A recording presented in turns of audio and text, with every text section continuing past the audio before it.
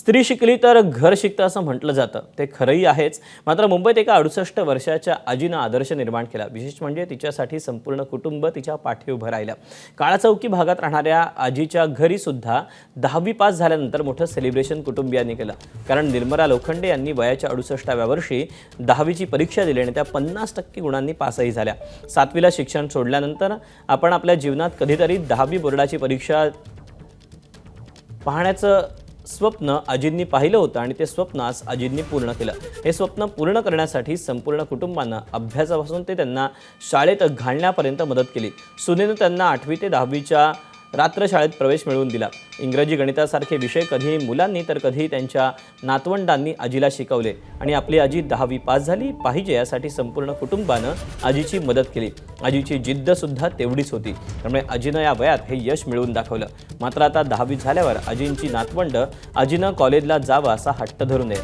नातवंडांचा आग्रह पूर्ण करण्याचं आजींनी ठरवलंय. ते आता कॉलेजला ॲडमिशन घेऊन 12वीही पूर्ण करण्याच्या विचारात आहेत. या वयात 10वी बोर्डाची परीक्षा द्यायची किंवा 8वी 9वी 10वी शिक्षण करायचं हे का वाटलं तुम्हाला की आता शाळेत जायचं? बरं, कारण कसं माझ्या आईचं घर सगळं सुशिक्षित होतं माझ्या माहेरी. पण मला काही कारण असतं, आर्थिक परिस्थिती किंवा घरची अडचण म्हणून नाही शिकता आलं. तर मला 1-2 जण असे बोललेले आपल्या घरात सगळे सुशिक्षित आहे, तू एकटीच 7वी शिकलेली आहे. मग ते लहानपणापासून माझ्या डोक्यात पीठ बसलेलं. मग म्हटलं मी 10वी करून दाखवणार. मला खूप म्हणजे माझ्या वयाच्या बायका खूप हसल्या की कशाला शिकते आता, कुठं जायचंय तुला, कुठे कामाला लागणार आहे. पण मी म्हटलं तसं नाही, हे वय आपलं रिलॅक्स व्हायचं आहे ना.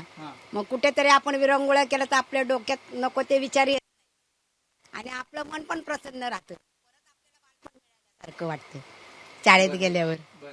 अनेक अशा महिला आहेत ज्यांना त्यांचं शिक्षण झालं नाही, त्यांना काय तुम्ही मेसेज द्याल? सांगते, सगळ्यांना सांगते की तुम्हाला जर स्वतःचा आनंद शोधायचा असेल ना तर स्वतःला कमजोर नका समजू. कारण 60 वर्षानंतर बायका काय करतात, सून आली आपलं काय राहिलं असं नसतं. आपलं कधी सगळंच असतं. जेव्हा आपण शेवटचा श्वास घेतो तेव्हाच आपण वय नाहीये शिकायला. नाही, कोणत्या कामाला वय नसतं. आपलं मन तरुण असलं ना तर आपण कधी म्हातारे होत नाही. आणि एक गोष्ट मला प्रामुख्याने सांगायची लेडीजला पण, की मी आतापर्यंत एक गोळी किंवा एक औषध घेतलेलं नाही. एबीपी माझा, उघडा डोळे बघा नीट.